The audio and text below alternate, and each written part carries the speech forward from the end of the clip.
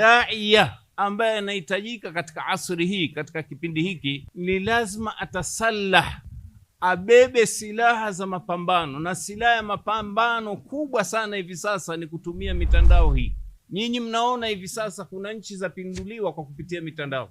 Hapa vurugu zilizotokea Oktoba 29 ni matumizi ya mitandao.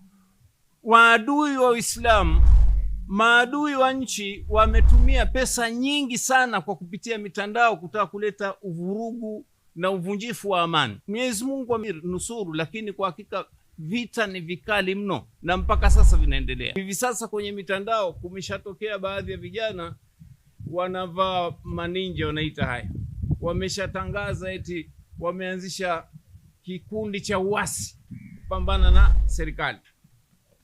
Sasa vitu kama hivi vya uvunjifu wa amani vya kigaidi, sisi Waislamu ndio tulikuwa wa mwanzo wa kupambana navyo kabla hata serikali. Ndani ya mitandao hii tuingieni, na hizi ndio fatwa za wanachuoni wetu wa sasa. Marehemu Sheikh Muhammad Saleh Al-Uthaymeen ana kauli yake mashuhuri, anasema izhamu ahla al-batili fil internet, pambamaneni na watu wa batili katika mitandao. Si shekhe yule anayesema kwamba mitandao ni haramu moja kwa moja.